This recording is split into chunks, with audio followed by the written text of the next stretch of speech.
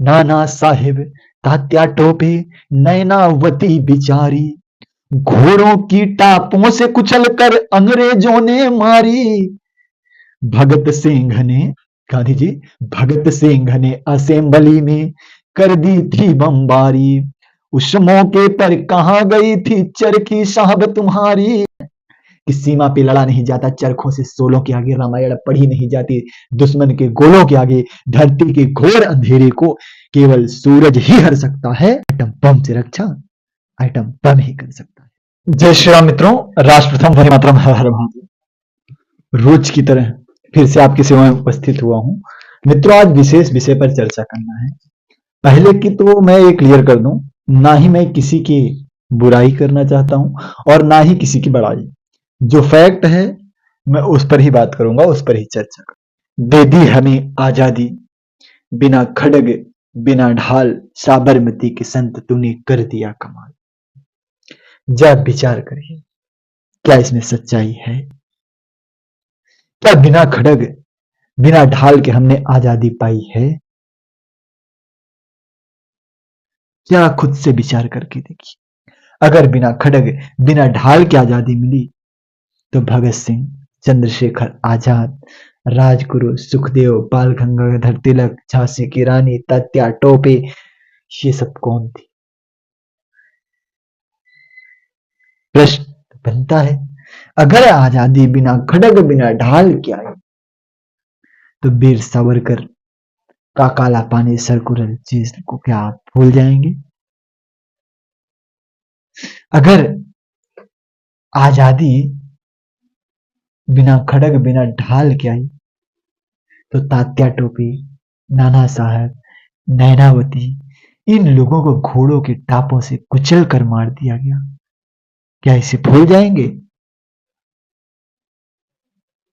मित्रों, ये कुछ झूठ हम लोग को परोसा गया और आधा श्लोक बताया गया, अहिंसा परमो धर्मस्य। उसके बाद एक भी बार नहीं बोला गया धर्म हिंसा तथैव च। कुछ मित्रों को बता दूं, आज आंख पे चश्मा लगाया हूं, इसके लिए थोड़ा आंख में इन्फेक्शन, दवा लिया है, ठीक है, ऐसा कुछ प्रॉब्लम नहीं है। कल से फिर से नॉर्मल जैसे ही बात करेंगे विदाउट चश्मे के। आप लोग बताना अच्छा लग रहा है या नहीं, ये भी साथ में। अब मित्रों, देश तो बिना खड़ग बिना ढाल के मेरे हिसाब से आजाद नहीं हुआ है। हम नहीं मानते कि बिना खड़ग बिना ढाल की आजादी आई है। हम तो ये मानते हैं 7 लाख के पार गए तब आजादी पाई है। 7,32,000 लोगों को अंग्रेजों ने कापियों में लिख करके मार दिया गया, और जो बिना लिखे मरे उनका क्या? तो यह आजादी बिना खड़ग बिना ढाल के नहीं मिली है, ये भ्रम फैलाया गया है।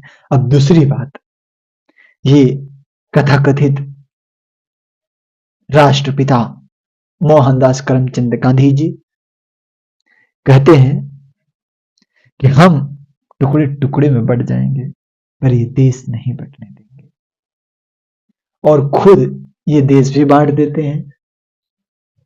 और देश तो बट गया, उतना तक ठीक था, तो ढंग से तो बांटते यार। फिर जब देश बांटना ही था तो फिर मुस्लिमों के यहां रखना ही क्यों था? और जब मुस्लिमों के यहां रखना था तो देश बांटने की जरूरत ही क्या थी? क्योंकि भारत में फिर से विभाजन करवा सको। अब नहीं होगा। अब भारत के टुकड़े नहीं होंगे, उसके पहले यहां के प्रत्येक देशद्रोहियों के टुकड़े हो जाएंगे, पर भारत के टुकड़े नहीं होंगे। अब वो दौर गया जब हिंदू चला जाए, जिसको धर्म स्वीकार नहीं वो हमारे देश से चला जाए। और मित्रों, 2 लाइन याद आ रही, वो बता दूं। नाना साहिब, तात्या टोपे, नैनावती बिचारी, घोड़ों की टापों से कुचल कर अंग्रेजों ने मारी। भगत सिंह ने, गांधी जी, भगत सिंह ने असेंबली में कर दी थी बमबारी। उस मौके पर कहां गई थी चरखी साहब तुम्हारी। उस मौके पर कहां गई थी चरखी साहब तुम्हारी। कहते हैं ना कि कि सीमा पे लड़ा नहीं जाता, चरखों से सोलों के आगे रामायण पढ़ी नहीं जाती, दुश्मन के गोलों के आगे धरती के घोर अंधेरे को केवल सूरज ही हर सकता है, क्योंकि आइटम बम से रक्षा आइटम बम ही कर सकता है। इसलिए दे दी हमें आजादी बिना खड़ग बिना ढाल, साबरमती के संत तूने कर दिया कमाल, सच्चाई नहीं है। और दूसरा सवाल, जो मोहनदास करमचंद गांधी जी को राष्ट्रपिता मानते हैं, उनको खुद पर सर माननी चाहिए। मैं कोई विवादित टिप्पणी नहीं कर रहा हूं, मेरे ऊपर कंट्रोवर्सी हो जाती है बहुत जल्दी ही, पर सच्चाई यही है कि उनको सर माननी चाहिए हमारा विचार से। क्योंकि गांधी जी बहुत अच्छे आदमी थे, ऐसा नहीं पूरा गलत थे, अच्छे भी बहुत थे। अगर कोई हमारे साथ अच्छा किया तो हम उसकी अच्छाई भूल जाएं, इतने भी गिरे हुए नहीं हैं साहब। उन्होंने निसंदेह बहुत अच्छे कार्य किए, परंतु कहा जाता है ना, 100 अच्छाई करो और उसके बाद एक बुराई कर दो तो 100 अच्छाई का वैल्यू नहीं रह जाता साहब।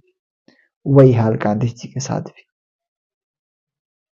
उन्होंने विभाजन करवाया, वो ठीक था।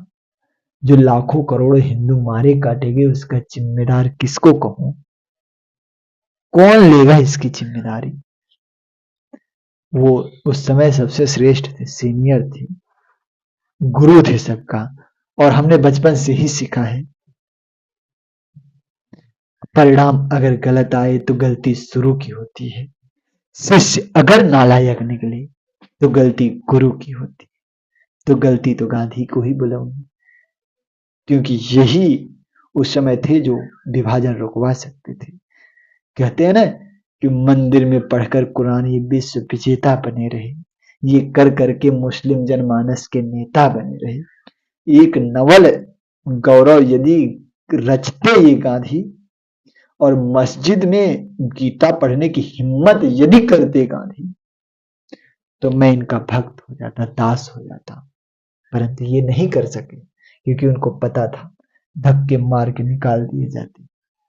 मैं इज्जत करता हूं, सम्मान है दिल में कि स्वतंत्रता के लिए इन्होंने अपना योगदान दिया। लाखों लोग इनके पीछे असहयोग आंदोलन जैसे शांतिपूर्ण तरीके से मोर्चा की, परंतु कहते हैं 2 गुण मिलकर के अवगुण बन गए इनके। ज्यादा ही ये अहंकार में चले गए बापू, और भारत का विभाजन करवा दिया। खैर, आज भारत जैसा है, सुरक्षित है, और मुझे गर्व है कि हम भारतीय हैं। इस पर मुझे सदैव गर्व रहेगा। यदि हमने कुछ अच्छा कार्य किया है, ईश्वर से एक ही चीज मांगूंगा, मैं जितनी बार पैदा हूं, भारत देश ही देना, हिंदू धर्म ही देना, और अगर हो सके तो हिंदू धर्म में ही ब्राह्मण कुल में ही जन्म देना। बाकी आप लोग का सहयोग इसी तरीके से बना रहे तो बड़ा कृपा होगा। जय श्री राम। राष्ट्र प्रथम, वंदे मातरम। हर हर महादेव।